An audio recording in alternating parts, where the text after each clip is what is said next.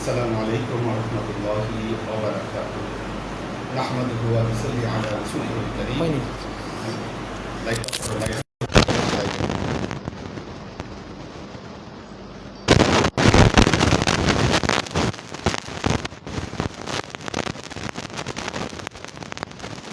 বারাকাতুহু।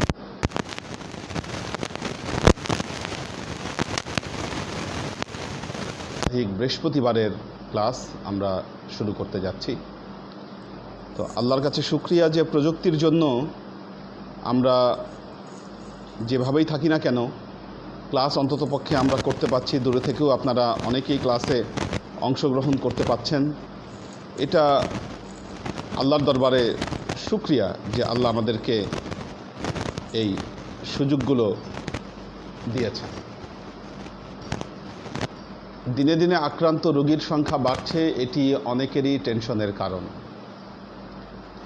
আপনাদেরকে বলবো আপনারা আতঙ্কিত হবেন না, টেনশন করবেন না। তার কারণ হচ্ছে একটি জিনিস খেয়াল করবেন, যখন প্রেস ব্রিফিংগুলো করে তখন দেখবেন যে টেস্ট যত বেশি করা হচ্ছে দিনে দিনে আক্রান্তর সংখ্যা কিন্তু তত বাড়ছে।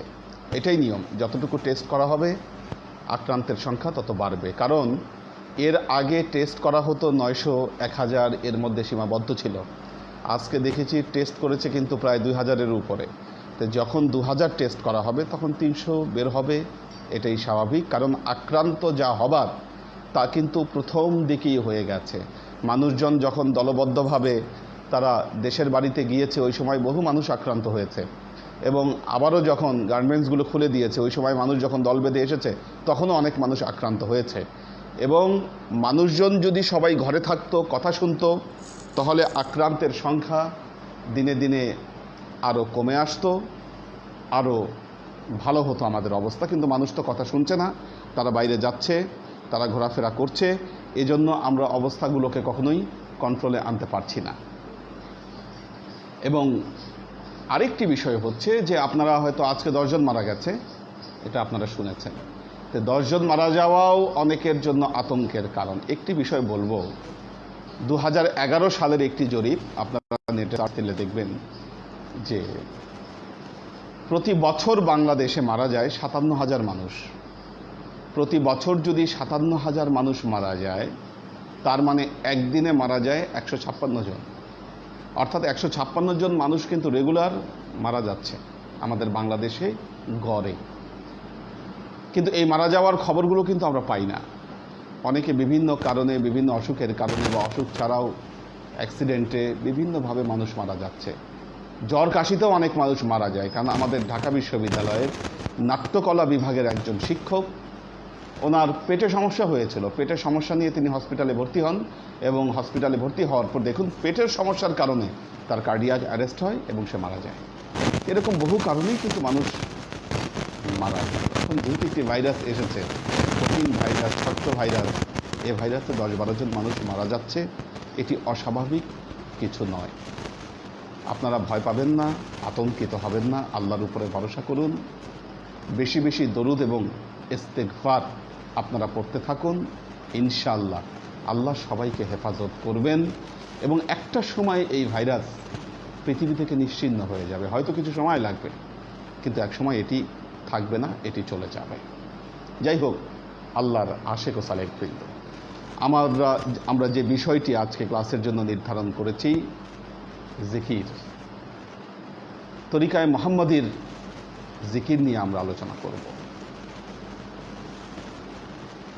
জিকির এমন একটি মাধ্যম যা আল্লাহর সাথে বান্দাকে সম্পৃক্ত করে।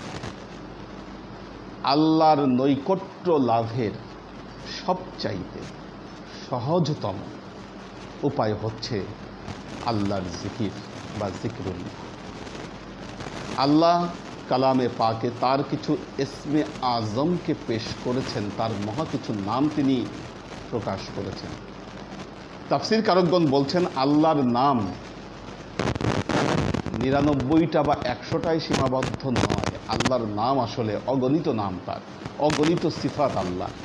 তার মধ্যে আল্লাহ যেগুলাকে অত্যন্ত ভালোবাসেন, যেগুলো দিয়ে ডাকলে আল্লাহ সাড়া দিবেন, সেই নামগুলো আল্লাহ তাআলা মানুষের জন্য প্রকাশ করে দিয়েছেন কালামে পাকে।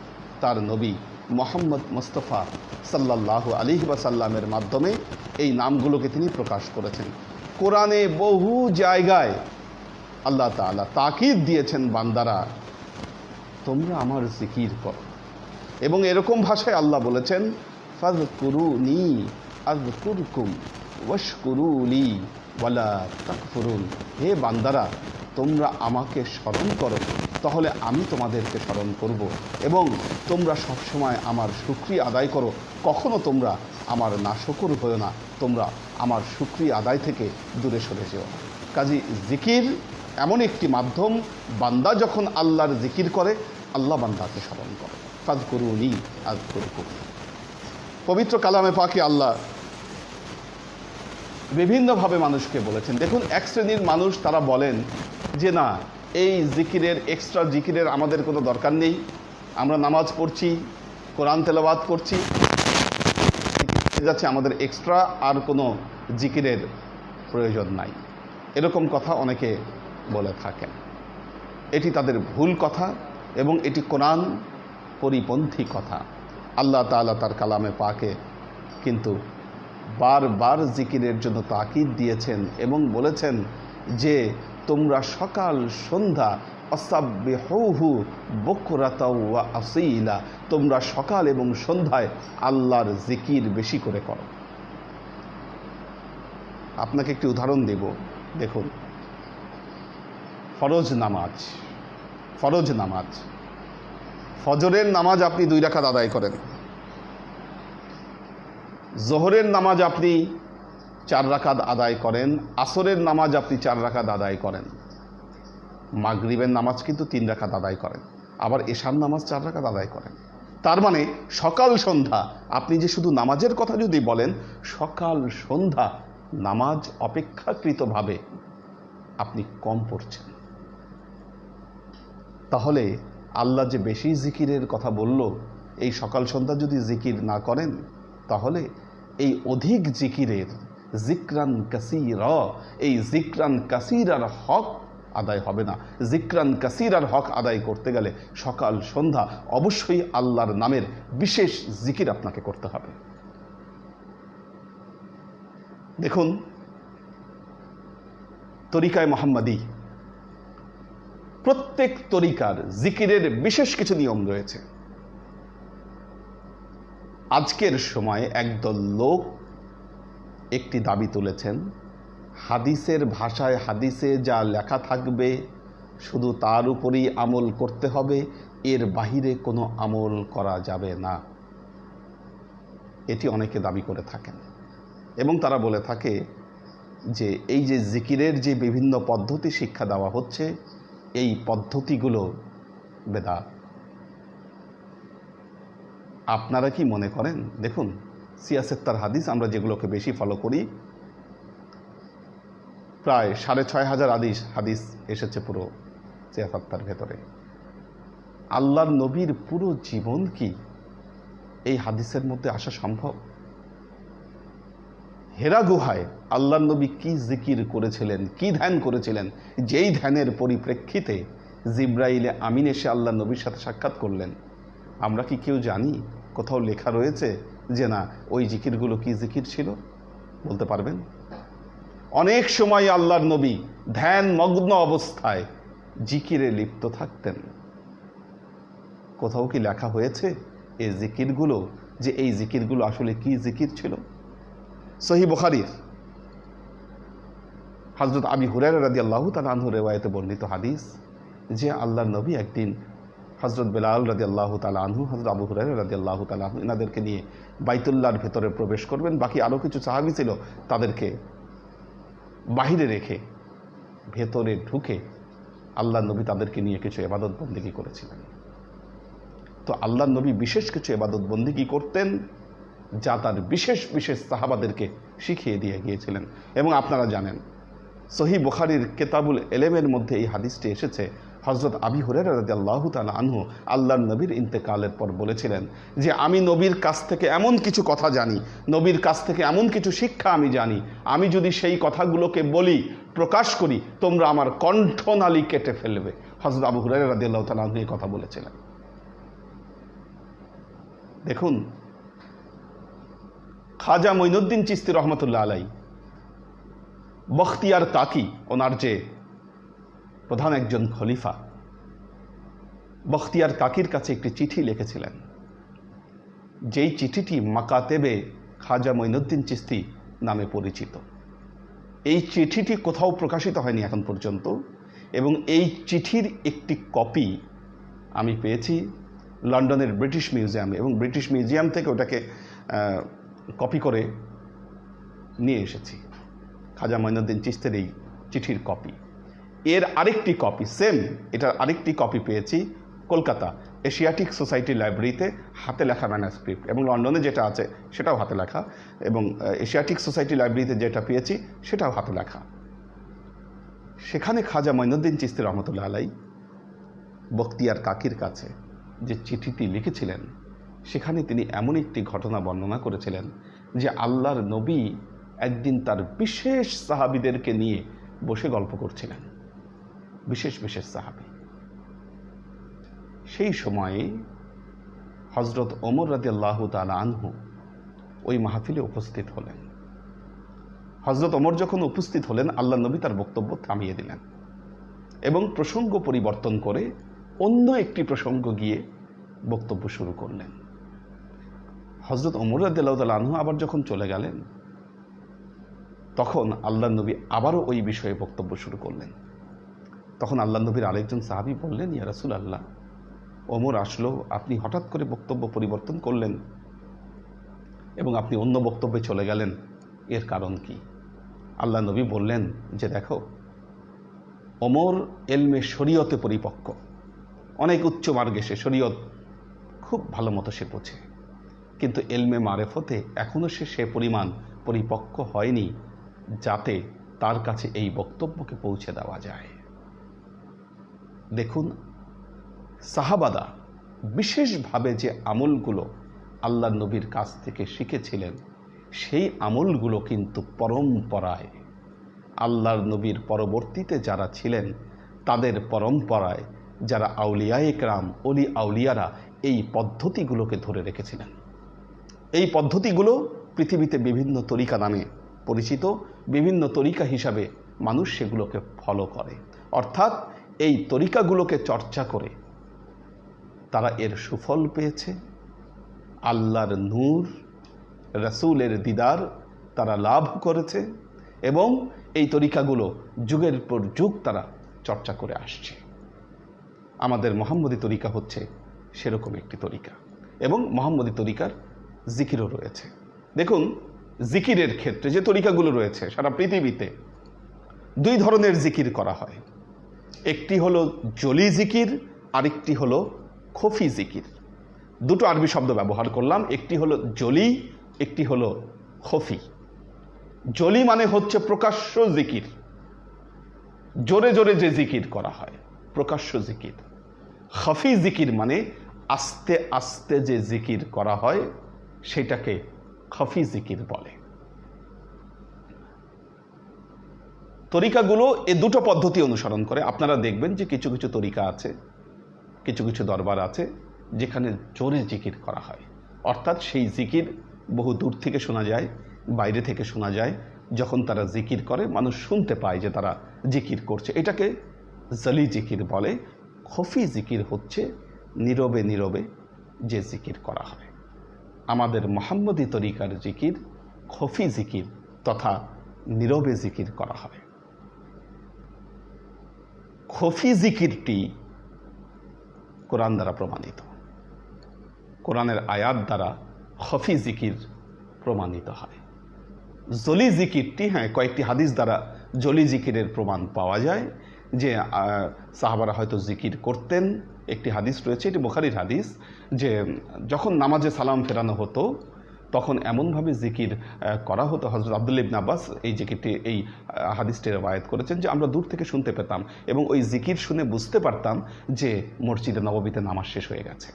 তো এরকম কিছু রেফারেন্স দেওয়া হয়। এবং আল্লাহ নবীর আরেকটি হাদিস রয়েছে যে নবীর উম্মতেরা এমনভাবে জিকির করবে যে জিকিরের ফলে গুনগুন গুন করে আওয়াজ হবে ভ্রমরের মতো। তো আমরাও কিন্তু বিশেষ সময়ে জলি জিকির করে থাকি। জলি জিকির বলতে নামাজের পরবর্তীতে আমরা বিশেষ কিছু জিকির করি, দোয়া পড়ি, ওগুলো জোরে জোরে পড়া হয় কিছুটা, কেউ কেউ আওয়াজ করেও পড়েন। এবং আমরা অনেক সময় দেখবেন যে নারাই তাকবীর, আল্লাহু আকবার যে তাকবীরগুলো দেওয়া হয়, নামাজে যে জোরে জোরে তেলাওয়াত করা হয়, এগুলো কিন্তু জলি জিকির হয়ে থাকে।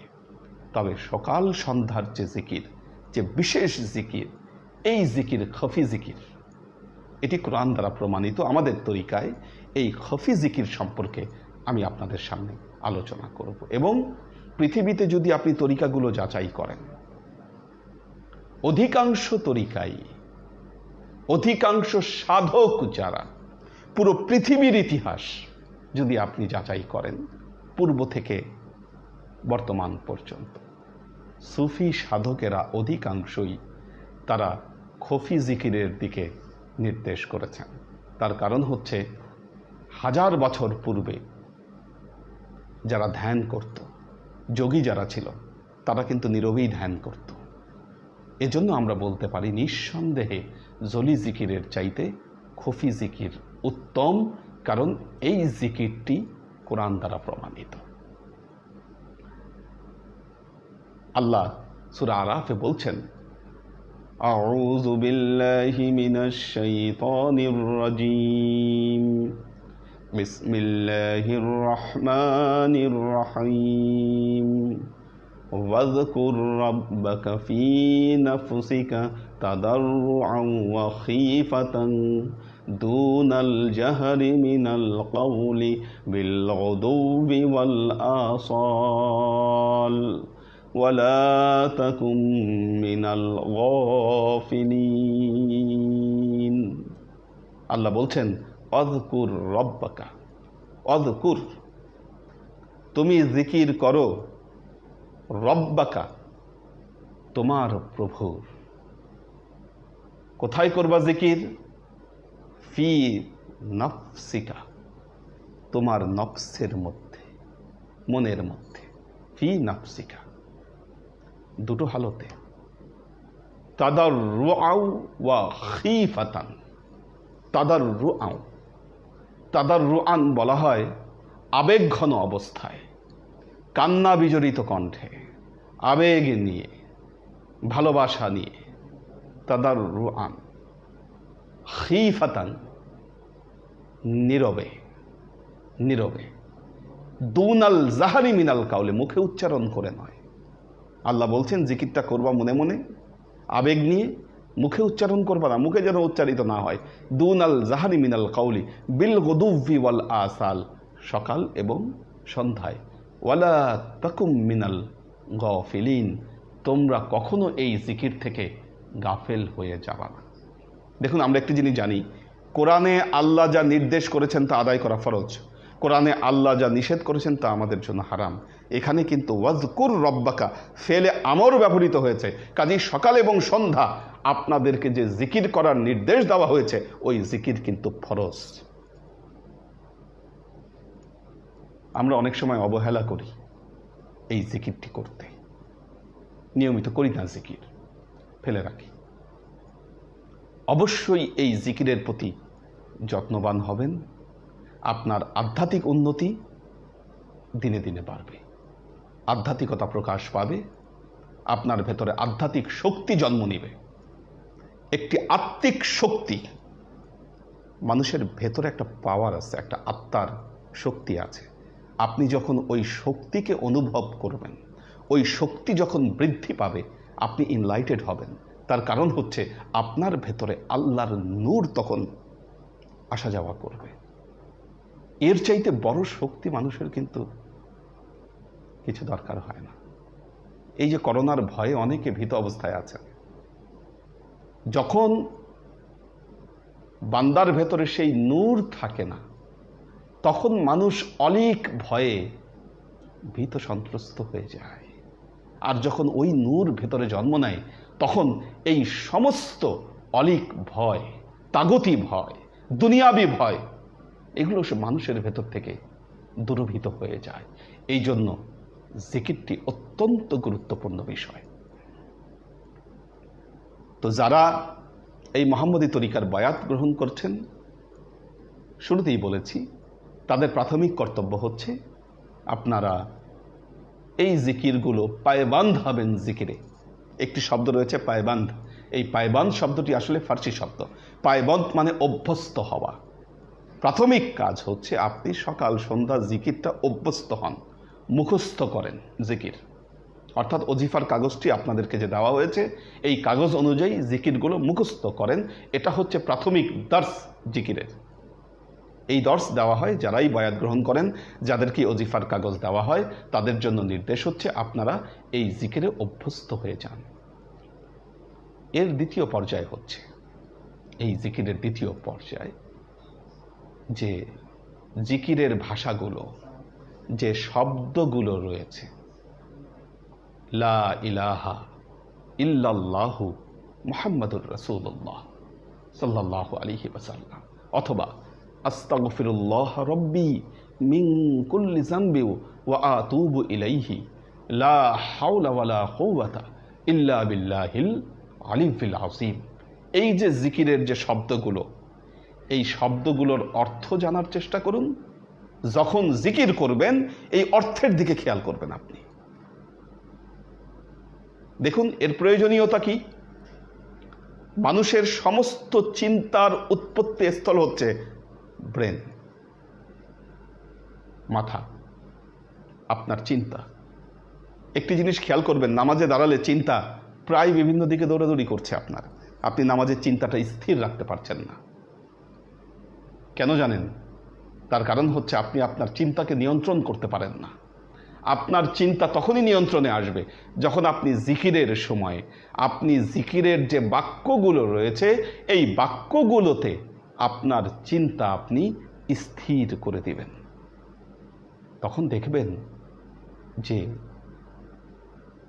নামাজে দাঁড়ালেও আপনার চিন্তাগুলো এদিক সেদিক আর দৌড়াচ্ছে না, দৌড়াদৌড়ি করছে না, স্থির থাকছে। এই প্র্যাকটিস এখান থেকে হয়ে যাবে। দ্বিতীয় স্তরে বান্দার কর্তব্য হচ্ছে জিকিরের অর্থের দিকে খেয়াল করা। যখন আপনি আস্তাগফিরুল্লাহ বলছেন, আল্লাহকে বলবেন, আল্লাহ তুমি আমাকে মাফ করে দাও, আমি ক্ষমা চাচ্ছি তোমার কাছে, ক্ষমা চাই তোমার কাছে, মাফ চান আল্লাহর কাছে। আল্লাহ নবীর উপর যখন দরুদ পড়বেন, নবীকে স্মরণ করুন, তার উপরে দরুদ ও সালাম পেশ করুন। সুবহান আল্লাহ যখন বলবেন, আল্লাহর পবিত্রতাকে আপনি স্মরণ করুন। আলহামদুলিল্লাহ যখন বলবেন, মন থেকে শুকরিয়া আদায় করুন। আল্লাহু আকবার যখন বলবেন, আল্লাহর বরত্বকে চিন্তা করুন। আপনার চিন্তাকে জিকিরের বক্তব্যের সাথে আপনি অ্যাটাচ করে দেন। তাহলে ফলাফলটি কি হবে? একটা জিনিস খেয়াল করবেন, আপনি বসে যখন আপনার বিগত জীবনের কোনো একটি হাসির ঘটনাকে চিন্তা করছেন, একটা সময় খেয়াল করবেন হাসির ঘটনা চিন্তা করতে করতে আপনি নিজের অজান্তে হেসে উঠছেন। অথবা অনেক সময় আপনার জীবনের অনেক দুঃখের একটা কথা আপনি চিন্তা করছেন, কাউকে কিন্তু বলছেন না, আপনি নিজের মনে মনে চিন্তা করছেন। এই চিন্তা করতে করতে আপনার চোখ দিয়ে পানি বের হয়ে যাচ্ছে। কেন? চিন্তার সাথে আপনি যখন অ্যাটাচড হয়ে যাচ্ছেন, তখন আপনার ভেতরে একটি হালত পয়দা হচ্ছে, একটা হালত জন্ম নিচ্ছে। তো এই যে চিন্তার যে জিকির, এই জিকির আপনার মধ্যে একটি হাল পয়দা করবে। আপনি যখন আল্লাহর জিকির এভাবে চিন্তা করে করবেন, এই বাক্যগুলো আপনার মাথায় আপনি খেলবেন, দেখবেন আপনার মধ্যে একটা বিশেষ হালত জন্ম নেবে। দুনিয়ার প্রতি আকাঙ্ক্ষা কমবে, আল্লাহর প্রতি আপনার মহব্বত, রাসূলের প্রতি আপনার মহব্বত, ভালোবাসা, এটা বৃদ্ধি পাবে। জিকিরের তৃতীয় স্তর হচ্ছে লতিফার জিকির। এই বিষয়টি আপনাদের জন্য হয়তো অনেকের জন্যই নতুন। লতিফা, হ্যাঁ, আমাদেরকে পদ্ধতিগুলো চর্চা করতে হবে। এই পদ্ধতিগুলো যখন চর্চা করবেন, আস্তে আস্তে আপনার মধ্যে এক্সপার্টিস বাড়বে।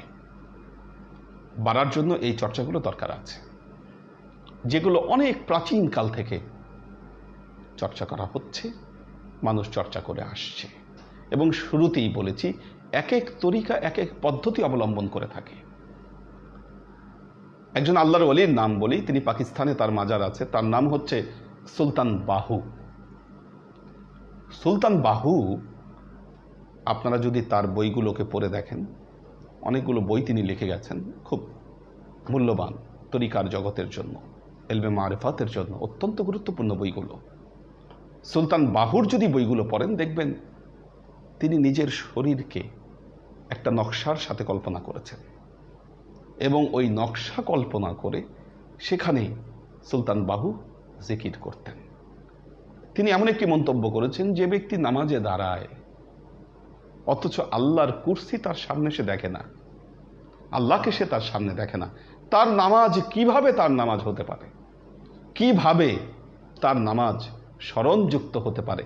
আল্লাহ যে কোরআনে বলেছেন, কদ আফলাহাল মুমিনুন আল্লাযীনা হুম ফি সলাতিহিম খাশিউন, ওই মুমিনরাই সফল হয়ে যাবে যে মুমিনরা যখন নামাজে দাঁড়ায় তাদের অন্তর আল্লাহর আবেগে বিগলিত হয়ে যায়। তো এভাবে এক এক তরিকায় এক একটা পদ্ধতিকে অনুসরণ করা হয়। লতিফার কথা যে বললাম,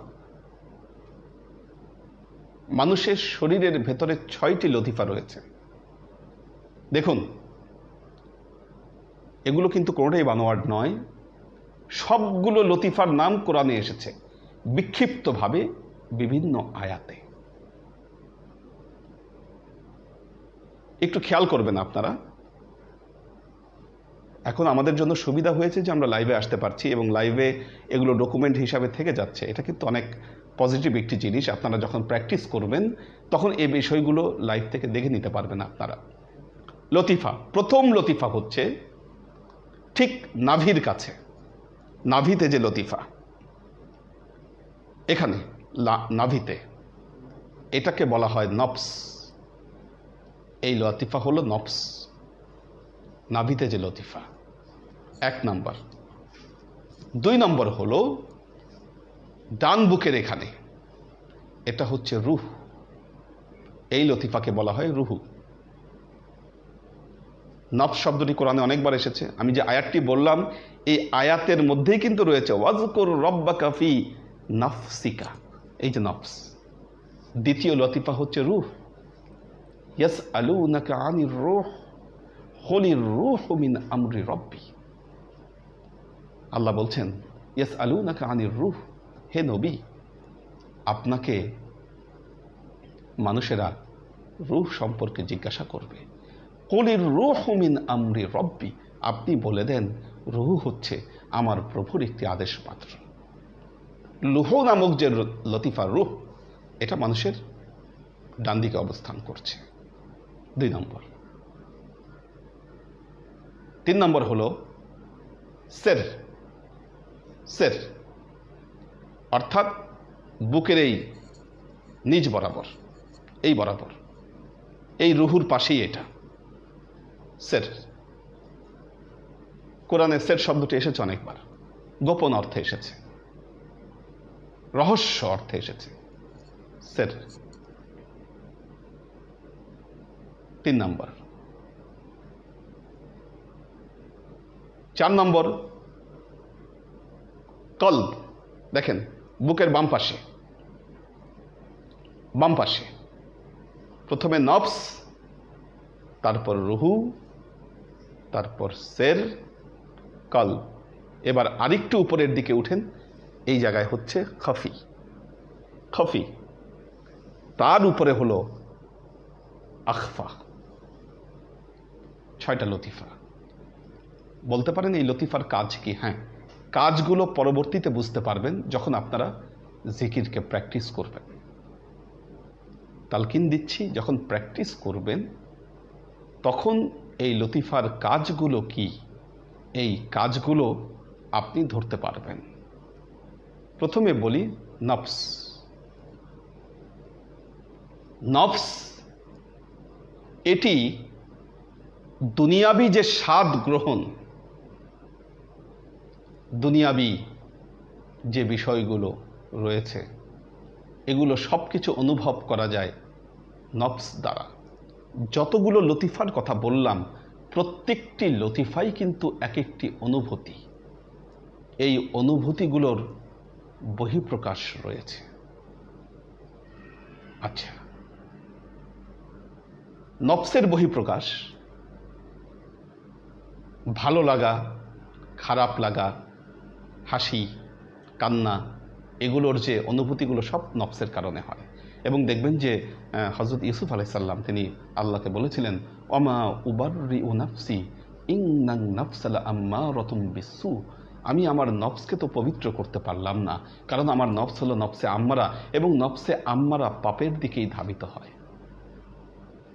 এই নফস শুধু মানুষের ইহকালীন জীবনের আরাম, কল্যাণ, এই বিষয়গুলো তালাশ করে নফস।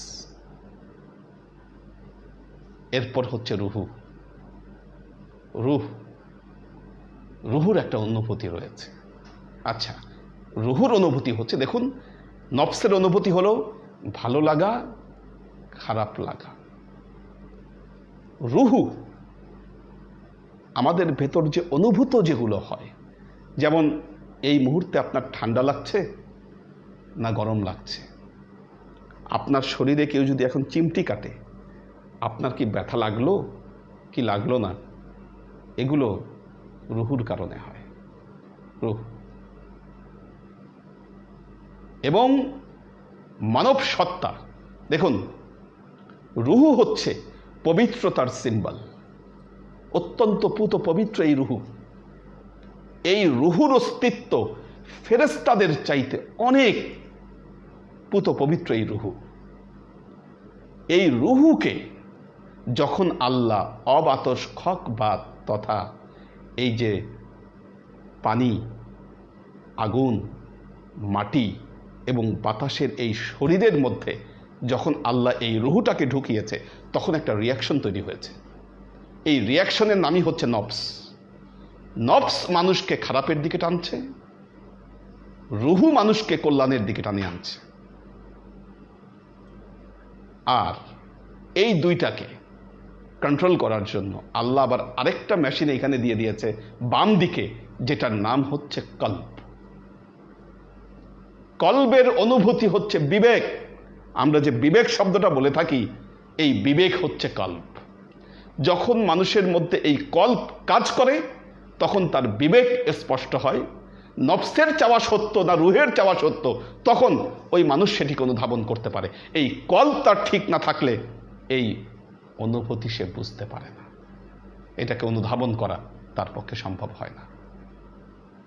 সেজন্য আমাদের কল্ব নষ্ট হয়ে গেলে তখন দেখা যায় তাকে কি রুহু কন্ট্রোল করতেছে না নফস কন্ট্রোল করতেছে, এই মানুষটা বুঝতে পারে না। আর কল্ব ঠিক না থাকলে মানুষ শুধু নফসের দ্বারাই প্রভাবিত হয়, নফসের দ্বারাই সে তার জীবনকে পরিচালনা করতে থাকে। এই জন্য আল্লাহ নবী বলেছেন, ইন্না ফিল জাসাদি লামুদগা ইজা সলুহাত সলুহাল জাসাদু কুল্লুহু ইজা ফাসাদাত ফাসাদাল জাসাদু কুল্লুহু আলা ওয়াহিয়াল কলব। মানুষের শরীরের মধ্যে একটা মাংসপিণ্ড আছে, যখন সে এটাকে পরিশুদ্ধ করে ফেলে, তার পুরো অস্তিত্ব পরিশুদ্ধ হয়ে যায়। এই জন্য এটাকে ঠিক করতে হবে আগে, কলব। আল্লাহ কোরআনে দেখেন কতবার কলবের কথা বলেছেন, ফি কুলুবিহিম মারাদুন ফাজাদাহুমুল্লাহু মারাদা। তাদের অন্তরে রয়েছে রোগ, তাদের কলবে রয়েছে রোগ। এই রোগের চিকিৎসা না হলে আল্লাহ এই রোগকে আরো বাড়িয়ে দিবেন। অকালু কুলুবুনা গুলফুন, তারা বলে আমাদের কলব সুরক্ষিত। বাররানাল্লাহু আলা কুলুবিহিম, আল্লাহ বলছেন আমি তাদের কলবের ভেতরে আমি মরিচা ফেলে দিয়েছি। কাজে এই কল্পকে ঠিক রাখতে হলে কল্পকে ঠিক রাখতে হবে, এবং আপনি যখন কল্পকে ঠিক রাখবেন, তখন কল্প আপনার অস্তিত্বকে রুহুর দিকে টেনে আনবে। আপনার রুহু তখন কাজ করবে ঠিক মতো। কল্প ঠিক মতো কাজ না করলে আপনার রুহু তখন সঠিক জায়গায় কাজ করবে না। দেখুন, কলব যখন শক্তিশালী হবে, আপনার অস্তিত্ব যখন পুত পবিত্র হবে, তখন মারেফতের জ্ঞান আপনার ভেতরে প্রস্ফুটিত হবে। মারেফতের জ্ঞান প্রস্ফুটিত হবে। যেই জায়গায় মারেফতের জ্ঞান প্রস্ফুটিত হবে, সেই জায়গাটাই হলো সের। সের, এই দুইয়ের মাঝখানে যে লতিফা আছে সেখানে।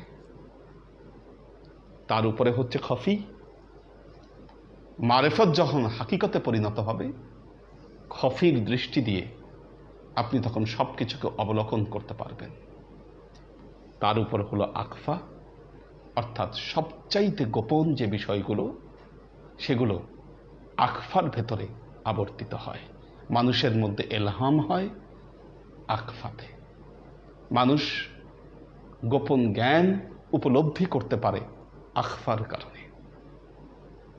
তো আল্লাহর আশেক ও সালেক বৃন্দ, আপনি যত জিকির করবেন দিনে দিনে, আপনার এই অভিজ্ঞতাগুলো,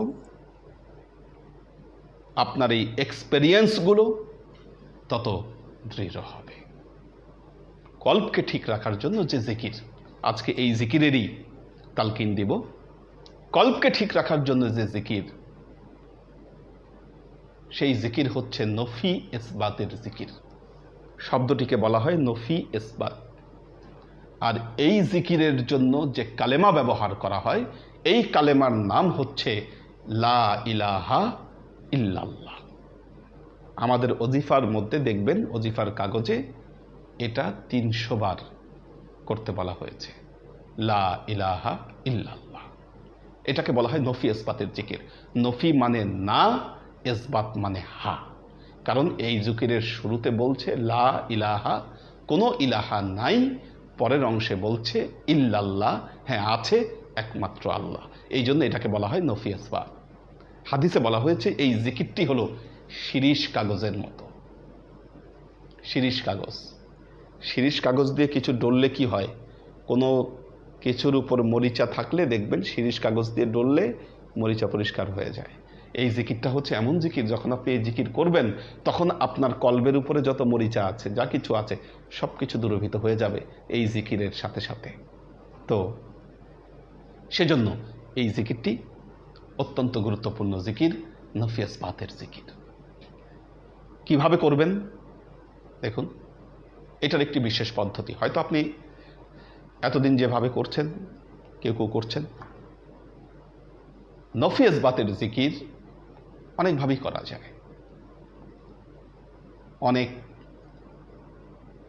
ডিরেকশন এই নফি ইসবাতের জিকিরের ব্যাপারে দেওয়া আছে। এবং নফি ইসবাতের জিকিরের ক্ষেত্রে যখন লতিফায় আপনি নফি ইসবাতের জিকির করবেন, তখন একটি শব্দ বলা হয় জারবুন, জোয়াদ রে বে, একটি আরবি শব্দ জারব। জারব শব্দের অর্থ হচ্ছে আঘাত করা, প্রহার করা।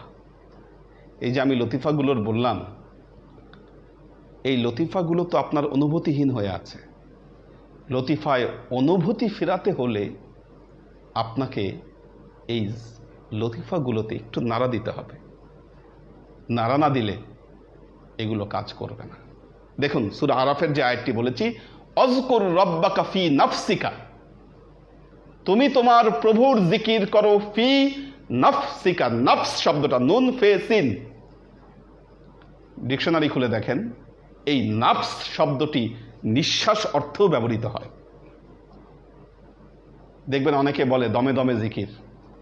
হ্যাঁ, এই দমে দমে জিকির বা নিঃশ্বাসের যে জিকির, পুরো দম, হার দম, যতক্ষণ এই দেহে নিঃশ্বাস আছে, প্রতিটি নিঃশ্বাসে যারা আল্লাহর জিকির করতে পারে তারা তো আল্লাহর অলিতে পরিণত হয়। প্রতি নিঃশ্বাসে নিঃশ্বাসে দমে দমে জিকিরের যে প্র্যাকটিস, এটা হলে আপনি দম নিবেন, দম ছাড়বেন, তখনই আল্লাহর জিকির হবে নফস। এবং এই যে জিকিরের ক্ষেত্রে যে দমের ব্যবহার, এটা কিন্তু বহু প্রাচীনকাল থেকে মানুষ প্র্যাকটিস করে আসছে। খাজা মঈনুদ্দিন চিশতির লেখা একটি বই, যে বইটি এখন পর্যন্ত ছাপা হয়নি, এই বইটির নাম হলো রেসালিয়ে আদাবে দমজাদান, অর্থাৎ মানুষ কিভাবে দম নেবে, কিভাবে মানুষ দম নেবে এই পদ্ধতি, জিকিরের সময় দমকে কিভাবে ব্যবহার করবে, খাজা মঈনুদ্দিন চিশতি রহমতুল্লাহ আলাইহি শিখিয়ে দিয়ে গিয়েছিলেন এটি। অথচ এই বইটি কালের গর্ভে হারিয়ে গিয়েছিল। এই বইটির একটি কপি আমি সংগ্রহ করতে পেরেছিলাম তেহরান ইউনিভার্সিটির যে লাইব্রেরি, এই লাইব্রেরিতে এটার একটা কপি সংরক্ষিত আছে। ওরা মাইক্রোফিল্ম করে কপিটা আমার কাছে দিয়ে এসেছে। এটাকে মোটামুটি পাঠোদ্ধার করেছি, অনুবাদ করে নিয়ে আসছি। অসাধারণ তরিকতের তথ্য, মারেফতের তথ্য এর মধ্যে রয়েছে। যাই হোক, সেগুলো আস্তে আস্তে আপনাদের কাছে প্রকাশ করব। এখন দেখুন নফি ইসবাতের জিকির। বলেছিলাম জর্ব শব্দটি আঘাত, পর্যায়ে 3 জরবি হয় নফি ইসবাতের জিকির, 4 জরবি হয়। আপনাদেরকে এখন যে তালকিন দেব 3 জরবি নফি ইসবাতের জিকির, অর্থাৎ লা ইলাহ ইল্লাল্লাহ, লা ইলাহ ইল্লাল্লাহ, লা ইলাহ ইল্লাল্লাহ। লাহ এবং ইলাহ এটাতে দম নিবেন। কিভাবে দম নিবেন? পানি, ধরেন আপনি পানি খাচ্ছেন, পানিটা আপনি 2 ঢোকে খেলেন বা 3 ঢোকে খেলেন, একেবারে না। পানি যখন আপনি 2 ঢোকে খাচ্ছেন তখন কিন্তু 2টা ঢোকে আপনি নিচ্ছেন, ঠিক তেমনি নিঃশ্বাসটা 2 বারে আপনি দম নিলেন, ইলা লা ইলা। এবং যখন আপনি লাতে যখন আপনি টান দিবেন, 2 অংশে আপনি টান দিবেন, অর্থাৎ প্রথম লা নাভি থেকে কাঁধ পর্যন্ত, লা ইলাহ ইল্লাল্লাহ। দম ছাড়বেন আপনার কলবের ভেতরে, একদম ভেতর দিকে আপনি দমটা ছেড়ে দিবেন। লা ইলাহ ইল্লাল্লাহ, লা ইলাহ ইল্লাল্লাহ, লা ইলাহ ইল্লাল্লাহ। আওয়াজ হবে না। যিনি আপনার পাশে আছে হয়তো দমের একটা হালকা মৃদু একটা কম্পন শুনতে পাবে। লা ইলাহ ইল্লাল্লাহ। যারা বুঝতে না পারছেন, যদি এরপরেও কোনো কনফিউশন থাকে, এসে আমার কাছ থেকে জিনিসটা বুঝে নেবেন। আচ্ছা, কি হবে তাহলে এই জিকির করলে? এই যে দম আপনি এভাবে 3 বারে টেনে, 2 বার টেনে আপনি একবারে ছেড়ে দিচ্ছেন। একটা জিনিস খেয়াল করে দেখেন, প্রথম যখন প্র্যাকটিস করবেন আপনার কাছে অনেক আনইজি লাগবে, কিন্তু যখন বিষয়টা ইজি হয়ে যাবে অবশ্যই এই জিকির আপনার মধ্যে একটা হালত তৈরি করবে, আপনি নিঃসন্দেহে থাকেন। তার কারণ হলো দেখেন, এখানে দমের একটা সার্কেল তৈরি হচ্ছে, একটা সার্কেল, কিন্তু এখান থেকে উঠতেছে, এখানে যাচ্ছে, আবার এখান থেকে নেমে চলে আসতেছে, পুরোটা একটা সার্কেল তৈরি করতেছে। যখন লা ইলাহা ইল্লাল্লাহ জিকির করবেন, একটা ফ্যানের মতো একটা সার্কেল আপনার এখানে তৈরি করবে।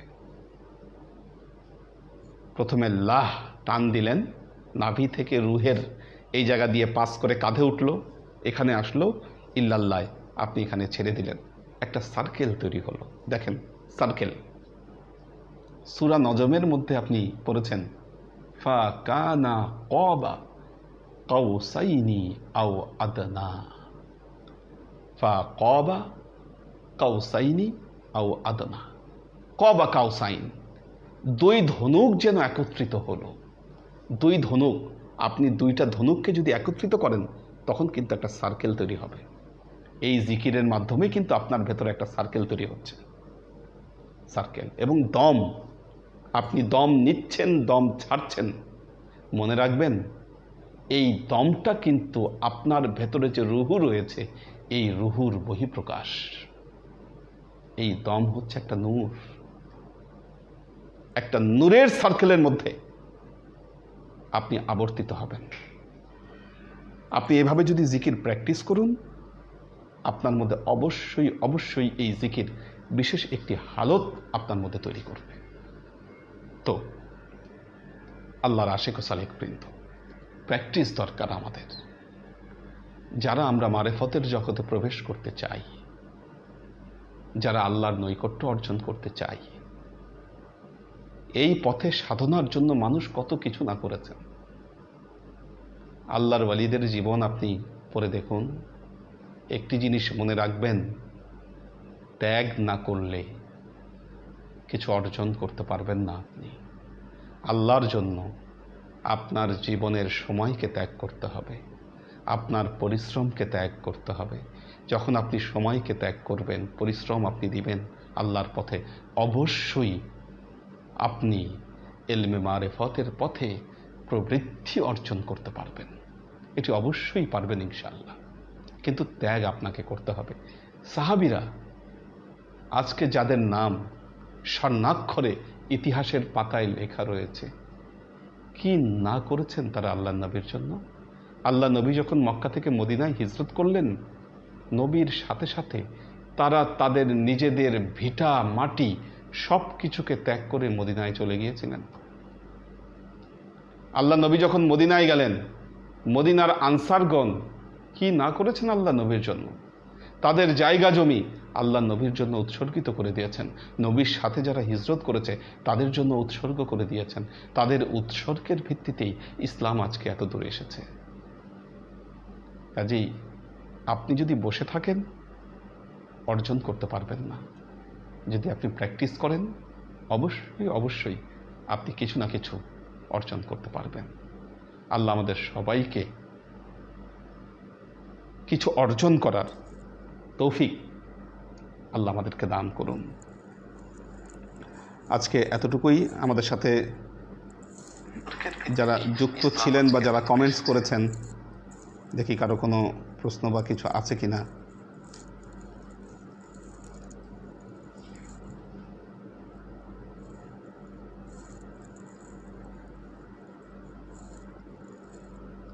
কমেন্টস সবারটা দেখছি, একটু চেষ্টা করছি দেখার।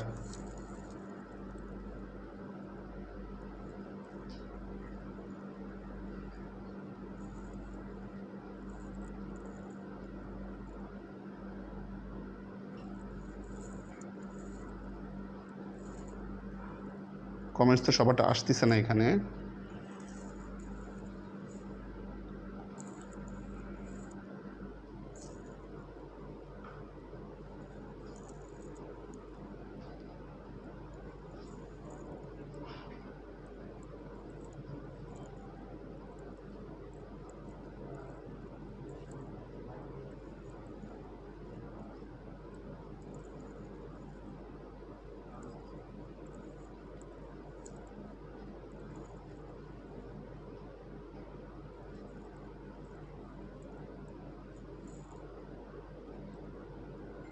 কমেন্টস কে আসতেছে সব, না লাইভ কে আছে না চলে গেছে?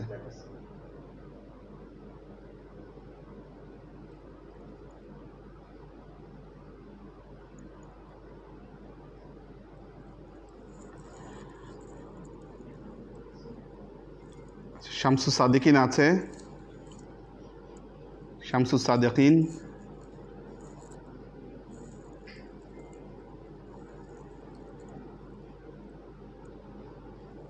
আফ্রিদিতি অনু, আসসালামু আলাইকুম হুজুর, দোয়া করবেন ইনশাল্লাহ। আমাদের আনিস জাফরি, হ্যাঁ দোয়া করবেন অবশ্যই, মাশাল্লাহ। মোহাম্মদ ফরিদ, হুজুর আমিও নিপা একসাথে দেখছি, আলহামদুলিল্লাহ। আল্লাহ আপনাদেরকে দেখার তৌফিক দিন এবং সুস্থ রাখুন আল্লাহ সবাইকে।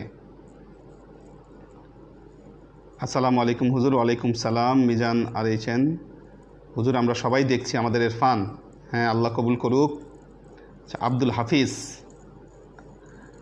তারপর রানা খন্দকার, আসসালামু আলাইকুম হুজুর, কেমন আছেন আপনি? আমাদের সবার জন্য দোয়া করবেন, ফি আমানিল্লাহ, আল্লাহ কবুল করুক। কামরুন আনাম দেখছেন। মাসুক মুস্তাজির, আসসালামু আলাইকুম হুজুর, আম্মার সাথে আছি, আব্বা আম্মার জন্য দোয়া চাই, আল্লাহ সুস্থ করুন সবাইকে। আমাদের মোহাম্মদী তাইবা, আলহামদুলিল্লাহ অনেক কিছু শিখতে পারলাম, আমল ঠিকভাবে যেন করতে পারি, দোয়া করবেন। হ্যাঁ প্র্যাকটিস করাটা হচ্ছে বিষয়। মোবাইদুর রহমান আমাদের আলামিন লাইভে আছে। ফরিদ শফি দেখছে। আলী কোরবান মালয়েশিয়া থেকে, ইয়া আল্লাহ তুমি তোমার কুদরতি হাতে আমাদের হুজুর সহ তার পরিবারকে হেফাজত করো, আল্লাহ সবাইকে হেফাজত করুন। মোহাম্মদ মিজান দেখছেন। রুহুল আমিন, আসসালামু আলাইকুম হুজুর। ওয়ালাইকুম সালাম। মোহাম্মদ সালেহিন আছে। এইচ.কে হানিফ দেখছে। মোহাম্মদ শামসুস সালেহিন, ওয়ালাইকুম আসসালাম। সৈয়দ ইত্তেহাদুল ইসলাম আজমাইন তিনি দেখছেন। নূর হোসেন আছে। সৈয়দ ইত্তেহাদুল ওমর শরীফ উনি দেখছেন, ওয়ালাইকুম আসসালাম। আমাদের মাহমুদুল হক ফাহিম, সাদিয়া আফরিন দেখছে, ওয়ালাইকুম আসসালাম। মোহাম্মদ মহিউদ্দিন আজাদ কুমিল্লা থেকে দেখছেন, আপনাকে স্বাগতম, অনেক ধন্যবাদ। আর কোনো কমেন্ট আছে? দেখো, আমি এখান থেকে দেখতে পাচ্ছি না। আচ্ছা, সবাই ভালো থাকুন, সুস্থ থাকুন। আর আমরা প্রতি বৃহস্পতি, শুক্র, শনি ক্লাস করে থাকি। আসলে এখন এই সময়ের কারণে এই ক্লাসগুলো এভাবেই আমাদেরকে নিতে হচ্ছে। তো সবাই ভালো থাকবেন, সুস্থ থাকবেন। আসসালামু আলাইকুম ওয়া রাহমাতুল্লাহি ওয়া বারাকাতুহু।